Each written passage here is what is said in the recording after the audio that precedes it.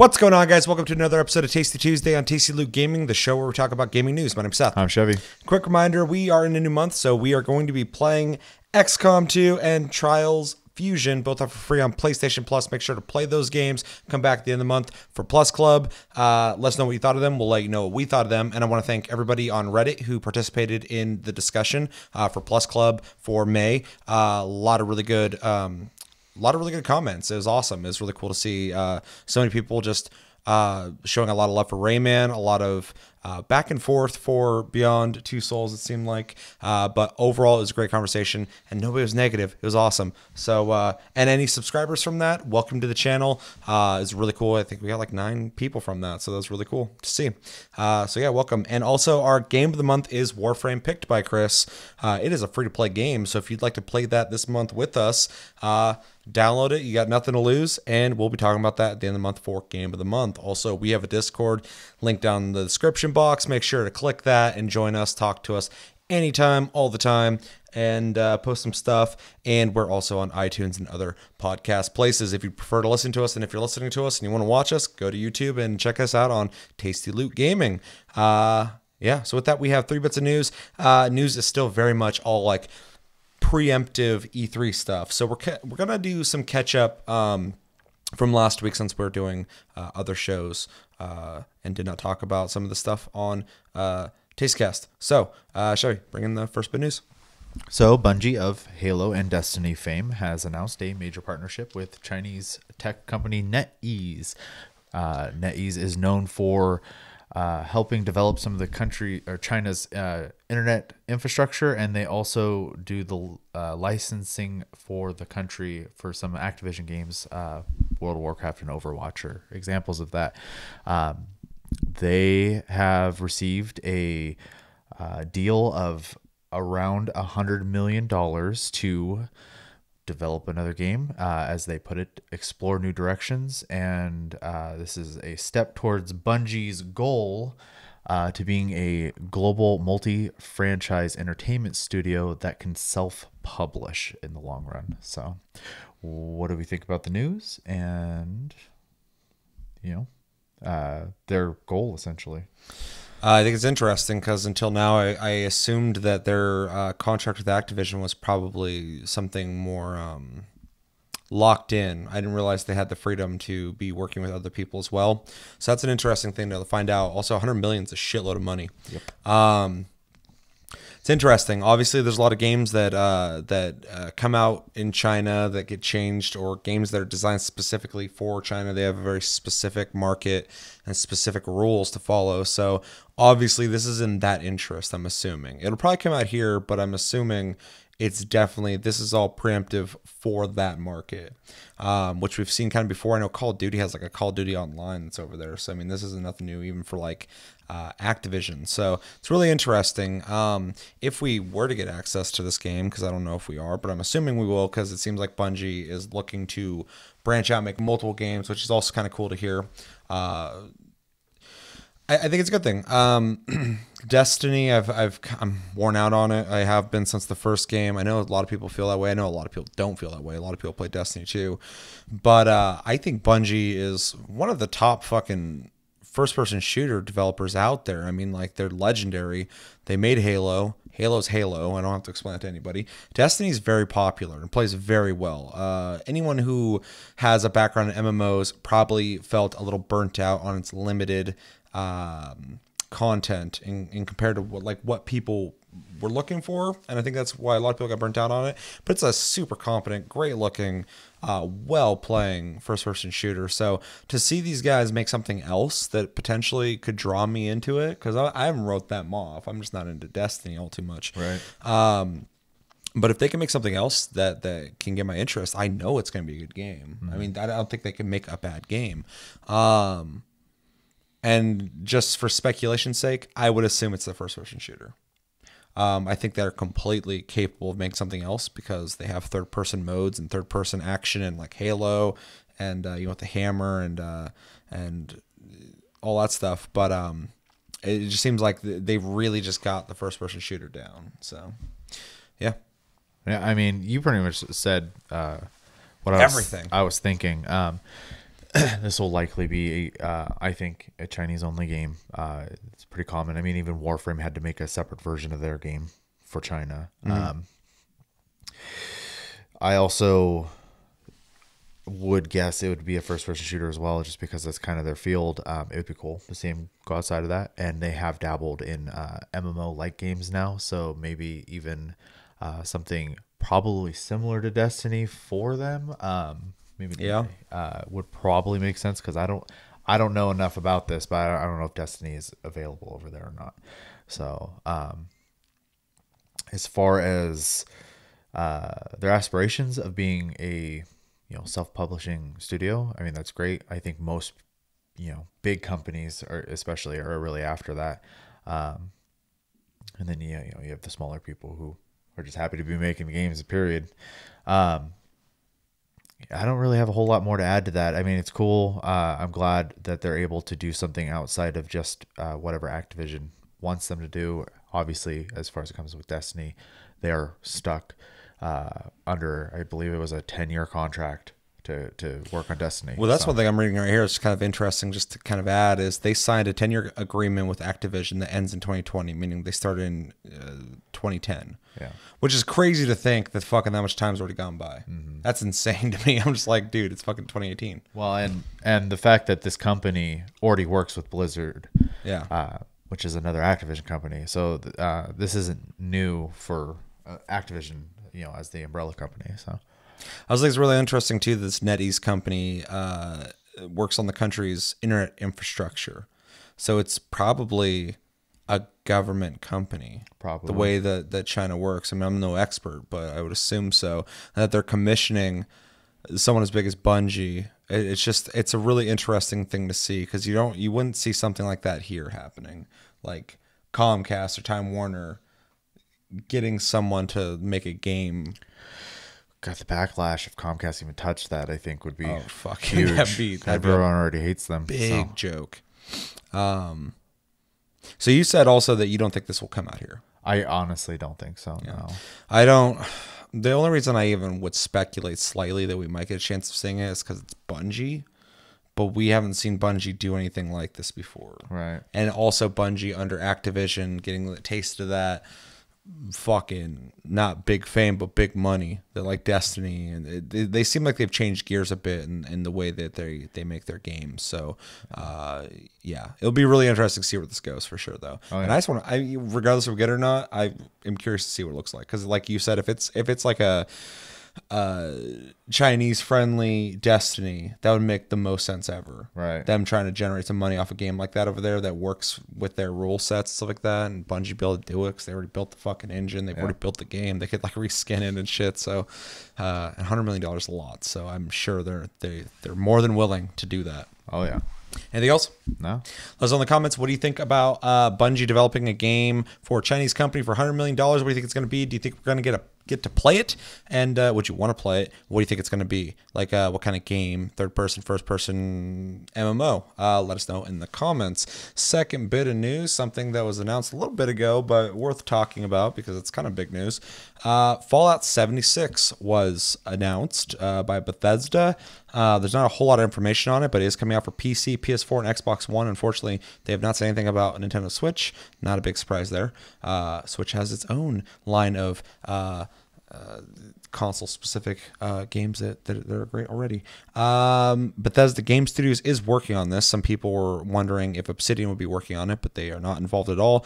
Same people that worked on Fallout 3 and 4 is working on this. So and I mean, it's all the Elder Scrolls. So I mean, like, this is not like some offshoot company making like a side game, it seems. There's a lot of lore that has to do with Vault 76. Apparently it is a vault that was supposed to have opened like 20 years after the nukes went off, and this is set like 100 years before the other Fallouts. So this is like way early in the whole apocalypse. Kotaku also said that it is an online survival game similar to Rust, or could be of the likes of Rust. Other than that, there's not a whole lot of more information. So yeah, a lot of speculation. People talking about it's going to be a multiplayer game. with more people and more emphasis on survival, which Fallout's always kind of had a little bit of that, but not to the same degree of a game like DayZ or Rust. So what do we think about Vault 76? What do you think about Bethesda working on it, the big dogs, and what do we expect from it? So as far as the company working on it, I mean, I understand that people could have the speculation that'd be another company, but they've only really done that in that one case. So I'm not like Elder Scrolls Online. True. But like with Fallout New Vegas, that was actually like very much like the previous game versus someone making an MMO for them. But yeah, I get that. I think it's more of people have an expectation that these guys only work on Fallout, like the numbered ones, and Elder Scrolls. So for them to deviate on this project that seems slightly different, if it's an online game, that's a different game. I think people would assume that somebody else would probably work on that while they're hopefully working on Elder Scrolls. Well, yeah, and hopefully they are working on Elder Scrolls, but I honestly think that sadly they're probably still making plenty of money off of Skyrim. And they have to be. They wouldn't be still releasing if they weren't. And Fallout. Fucking Rob's on Steam right now playing Skyrim. Weird. Anyway, sorry. No, it's okay. And with Skyrim and Fallout coming out with their VR versions and whatnot, which I want to try. Seems easier to me, like making a brand new Elder Scrolls game or making another game in the Fallout universe. Honestly, I think the Fallout game would be a lot easier for them to make. The expectations aren't as crazy. Yeah. And they can pump it out real quick because they pretty much have recently worked on those assets anyways. As far as the genre, like the potential genre, according to Kotaku, which we all know how we feel about that. Oh yeah. If it is a survival game, I might actually be interested in paying a little more attention to it. I'm kind of burnt out on Fallout. Unless it changes drastically, same with Elder Scrolls. It doesn't do a lot for me, and I'm not saying it wouldn't be huge and it wouldn't sell a bunch. People love this stuff; they'll eat it up, and that's great for them. And especially if you're a fan and you want more of that, that's great for you as well. Just give me a new engine, dude. But yeah, I need a little more change, especially after seeing a game like The Witcher coming out, and just kind of showing like what is possible. And Cyberpunk might be getting shown soon, and I'm gonna fucking forget real quick about every other game that's open world like that. Yeah. So there's just some huge steps I'd like to see. And we've said this before. They've done the Nintendo thing. They've gotten comfortable. They're making money, which is great, obviously. But for us, that kind of like got used to seeing them make these huge steps in the past, and they've just not done it anymore. No. Regardless, I don't want to go on a huge tangent on that. If it is a survival game, I am a little more interested because it would be different, and might actually bring me back to the Fallout universe because I actually really enjoy everything about Fallout. I just the Fallout 4 specifically wasn't different enough from 3 for me, and just kind of added some like mods to it essentially. Yeah, building mods. I played for a little bit and I had fun the little bit I had, but then I got done real quick as well. So. I'm gonna kind of live in a fantasy world real quick and speculate, but apparently in the lore, this Vault 76, was occupied by 500 people who are meant to be a control group, as it says right here. It was intended to be open 20 years after a nuclear war. A poster seen in the vault shows its existence was meant to mark the United States tricentennial in 2076. So if that's the story, 500 people are in there, whatever, and they came out early, that's a really cool setting. They'll be really interesting because obviously something, I can't imagine something could happen to these people, right? So this almost leads me to believe that we might see a survival game or potentially a battle royale game. Ugh. This sounds kind of like they're going to experiment with, okay, so I'm assuming they're working on Elder Scrolls, right? And that's probably where most of their fucking resources are going.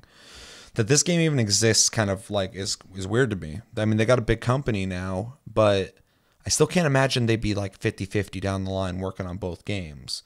So I almost feel like this game is able to come out because it's probably going to be on the same engine with similar assets, obviously reskinned, but I think they're going to try something different. Obviously, they're doing multiplayer, which is something completely different. Right. People have been wanting that from Bethesda for a long time. Yeah. And if they're going to make something like, like on the cheaper development of like, stuff they've already done, it's fine if they're going to experiment with essentially like a new mode, some kind of online mode where people are playing together. But that number of like 500 people just kind of sounds like a fucking, almost like it's just, if it's a survival game, people run around, do whatever. But if it's like a battle royale mode or type game, or a game in which there's an elimination of some sort, that would make a lot of sense, considering they're very popular right now and everybody seems to be trying to get a piece of that. Yeah. I mean, Battlefield came out and said that they have a mode, the airborne mode, which kind of reminds me of a battle royale mode, but it's not. One team's defending on the ground and the other team parachutes in random spots, and they try and eliminate the artillery, which I think sounds great because I'm World War II buff, so that shit happen in real life. That's gonna be really fucking intense. People are gonna be trying to shoot you out of the air and stuff like that. So it seems like we're starting to get like the ideas of battle royale modes kind of getting melded in other things. So I feel like this might be not quite, it might be battle royale mode, it might not be, but I think it's somehow related to the popularity of those right now. That would be crazy. I mean, imagine running around a Fallout world with like decrepit buildings and destroyed, trees and shit, and you're finding like craftable stuff and making like crazy like nuke weapons and like laser guns and pistols and hitting each other with bats and shit. Well, and they didn't mention it in this article for some reason, but I remember reading the Kotaku one, and they said like in the vein of Rust or DayZ, and if it is like, let's say, more akin to DayZ, you are kind of getting that already anyways. Except for you die, you respawn, you just don't have your stuff anymore type of thing. I think that'd be a better bet for at least the Fallout world. Not that I'm ruling out the Battle Royale thing, because it's super likely. I think it would work with Fallout better as well. That's not popular right now, so I'd be really surprised if they really went that route. It's not popular right now, you're right, but it's Fallout and Bethesda. Yeah. So, I mean, does it matter? Like, no. I mean, it's the same as if Blizzard were to make a game, any game right now. It doesn't matter what it is, people would buy it and play it. And I'm not trying to say that as a negative thing. There's just a following there, and there's a following here. So, it'll be interesting to see. They're going to talk about it, obviously, at E3, so we will see for sure. But, yeah, that hadn't even crossed my mind. It's an interesting thought. Well, yeah, because obviously, I can't imagine, like I said before, this vault was successful in whatever it's trying to do 100 years before the other vaults that opened. No vault is ever successful. Well, exactly, that's what I'm saying. So, like, these 500 people probably all died. So I'm wondering, or acclimated to the wasteland and all just like disappeared or something like that. But like, I feel like it's going to be a game where you are going to be, if you're playing with other people, you're probably going to have to fight other people. I feel like probably it would make sense to me. So, which kind of speaks to me. I'm into that kind of shit. So, and a multiplayer Fallout or Elder Scrolls, I'm definitely interested in. So, this has piqued my interest. So, I'm definitely not throwing this out the window. Like when I saw Fallout 4, and so I was like, it looks like the last one I played it. And I was like, oh fuck, why'd I buy this? One of the few games I returned. Yeah. It's weird. I always forget I owned it. Anything else? No, that's everything. Let us know in the comments. What do you think about Vault 76? Is there information that we don't know about? Is there something we should know about? What do you think it's going to be? Are you interested in playing it? What do you think about a multiplayer Fallout? And what's your speculation on Elder Scrolls? New one. And how do you think they're being worked on at the same time, if they are at all? Let us know in the comments. Third bit of news. So the Pokemon Company came out and announced a bunch of stuff. One of them was Pokemon Quest, which is available now on the Switch for free. And just to give you a heads up, it's pretty much a mobile micromanaging game. So if that's not your cup of tea, don't download it. Fair. I'm playing it. I like it, but I know a lot of people are not going to be into it. So just a heads up on that. They also announced they do have a core Pokemon game coming out in 2019. And then the big part of the news here is something they actually showed, which is a reimagining of Pokemon Yellow called Pokemon Let's Go Eevee and Pokemon Let's Go Pikachu. They are in the Kanto region.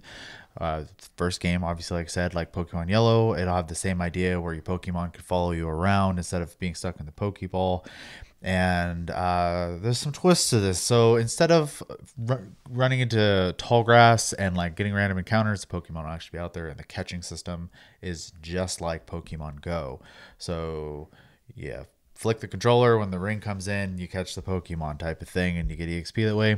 It's also worth noting the Alolan forms will be in this game as well.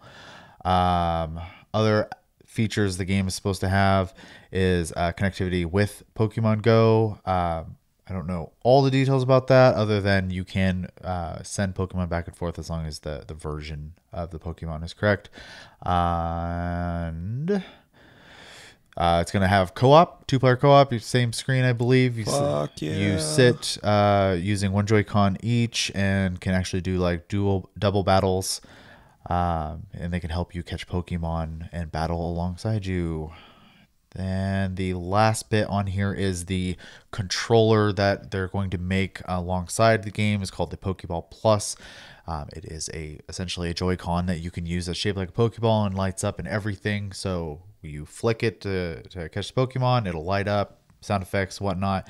You can also send your Pokemon from the game to it, go for walks, and if you want to, you could shake it to make it make noise and stuff. And the other thing with this controller is it also works with Pokemon Go as a like the device they had before, where it'll shake when you're close to Pokemon and stuff. So that was a lot, but that's what they showed off. That's what they've announced. What do you think? Well, we'll talk about it. It's kind of crazy. There's a lot to go off of on there. First off, I am excited for the idea of finally having a Pokemon on a console, and not only a Pokemon on a console, but like a 3D one, and it has co-op. I mean, like, I'm already buying a Switch for fucking Monster Hunter when that comes out. This is another thing I'll be buying that Switch for. This sounds fucking awesome. I've not been into Pokemon for a long time. I used to be into it when I was younger, like everybody else. Fucking Blue and Red, long time ago, back in the Dark Ages, and fell out of it just because of fatigue over time. But this excites me. Just like, I'm a big fan of Monster Hunter, but like when it came back to consoles, like, fuck, dude, like that's what I want. So I mean, this is really exciting. I love the idea of co-op. This is a game that I would have been fine with single player, but to be able to play with people, I mean, that's always a big incentive for me to buy a game. The integration with Pokemon Go is interesting. I don't think it's a bad thing. I mean, why not utilize that, especially with this experiment? It's obviously an experiment because they're just rehashing an older game, which I think is fine in this case, because they're really just kind of trying out some systems, see how they work. While working on a core game still. Yeah.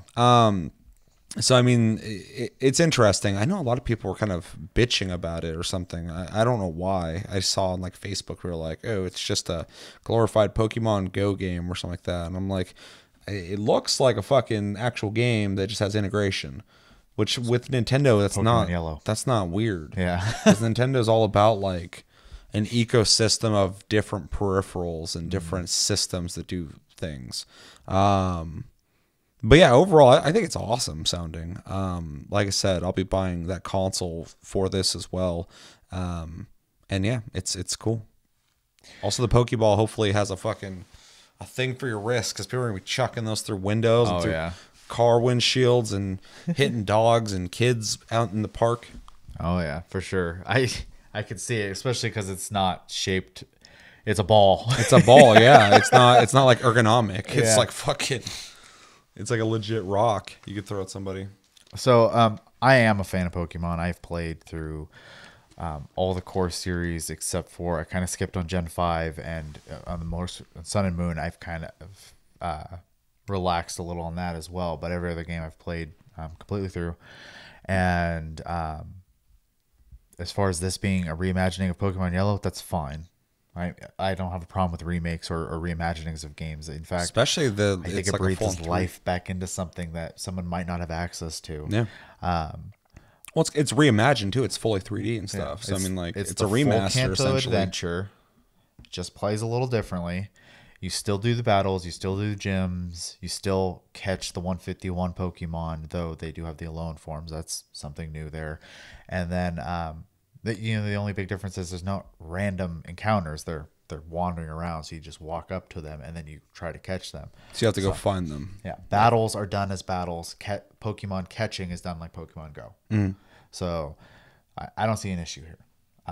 In fact, I honestly think it kind of streamlines the grind of catching Pokemon a little bit because you don't have to like sit there and necessarily battle them at that point. You're just trying to catch them. Yeah. So, and if it's not your cup of tea, they have a normal Pokemon game for the Switch coming out in 2019. So that's not that far away. No, it's not. I think it sounds cool. I'm definitely buying it. I probably will pass on the Go controller or the Pokeball Plus because I don't care that much and I don't play Pokemon Go anymore. I might be curious to like reinstall it, see how the connectivity works just to try it, but it's not going to make me go back to playing that game. I feel like that's a big part of this too is they're probably already working on this, and then someone's like, why don't we just integrate with that? Because like obviously people still play it, but not nearly the phenomenon it was when it first came out. Still makes millions, but yeah. Sure. Yeah. But it's fucking Pokemon and it's got microtransactions, so but to reignite some of that excitement again, which I mean I can't fault them for that. It makes complete sense. If they can make it work well with it, why wouldn't you? I think it's incredibly smart, I think. Because it's optional, first off. Yep. So it's not ruining. Yeah, if it was like must have like a Pokemon Go account to play this or something like that, it'd be like, I'm not into it. In fact, there's one thing I actually have to give props to the Pokemon games for is they always have like all these extras, but that's what they are. They're extras, right? You still have the game. You can still just play it the way you always have or whatever. You go through it, you beat it, and you can be done, or you can be the guy who wants to collect everything or whatever, or you can be the person who buys all the extra stuff. I mean, like it's no different than like, for example, like VMUs and like the Chow Garden in Sonic, right? You could do that. You didn't ever have to, right? Or other things they've done specifically with Pokemon. So anyways, I think it's cool. And it is a side game. So it's no different than like someone going and getting Pokemon Mystery Dungeon. It's not a core Pokemon game. Pokemon Snap. Or Pokemon Snap. Yeah. I remember that. I was alive then. I can't believe they haven't made another one, especially with the Switch at this point. Because it's like perfectly. Or with people's phones. Yeah. Like it's weird. I mean, literally do the whole augmented reality thing where just find them and take pictures. And like have bait or something that can make them pose differently and you can share that shit on Instagram. Like, why the fuck have they not done that? I don't know. Just put Pokemon Snap in fucking Pokemon Go. It's funny because people ask for it all the time too. So anyways, yeah, I think it's cool. I'm buying it. Yeah, it's very cool. Yeah. And just a refresher, because when I watched the video for this, it was on my phone. We're going to watch the video. We've already talked about it. We'll talk about it a little bit afterwards, but more so just because I want to see it on a bigger screen. So, yeah, let's get into it. In 3, 2, 1, go.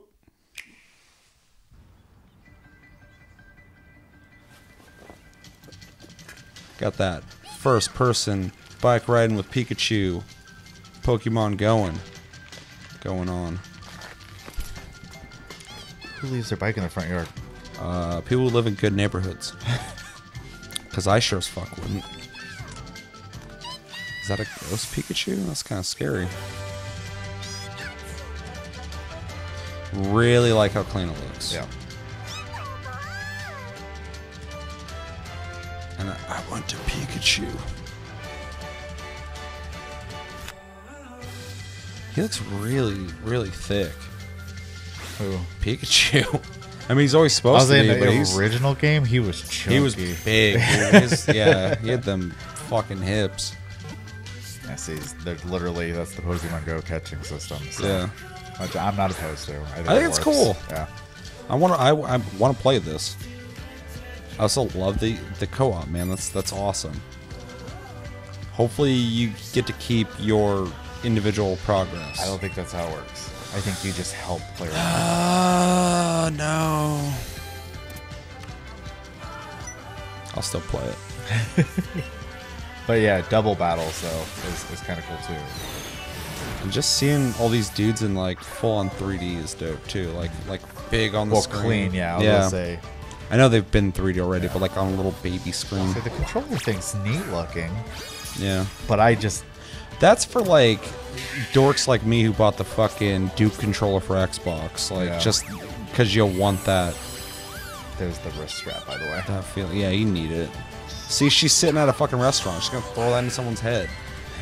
Otherwise.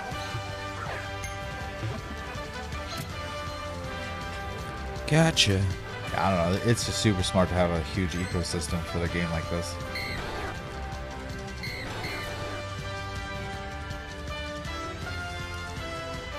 Yeah, it doesn't really seem like they're emphasizing like, oh, I got this Pokemon, I'm the best. It's more so just like, just fun. Oh yeah, big time. I also like that you can pick which Pokemon follows you around, it looks like. I've also seen lots of jokes about that. One of the pictures they showed was Gengar following. And you can dress these motherfuckers? Oh, yeah. I love it.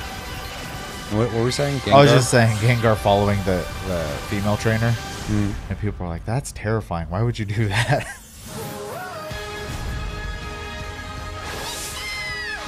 That would be so scary. Game better be that immersive. Better have Pikachus leaping out of screens at me. Oh my god.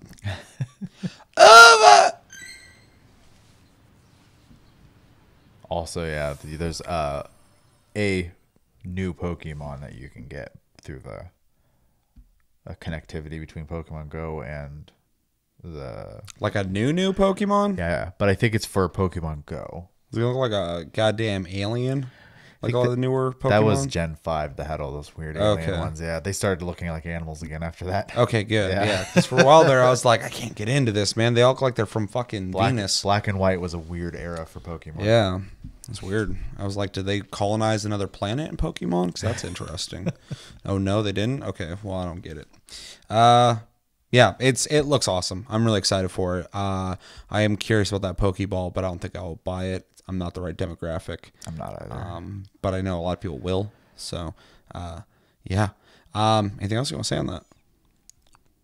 November 16th. So, I mean, before the holidays. It's really smart. soon. Yeah. Nintendo's just on their shit, man. They're back. They are. And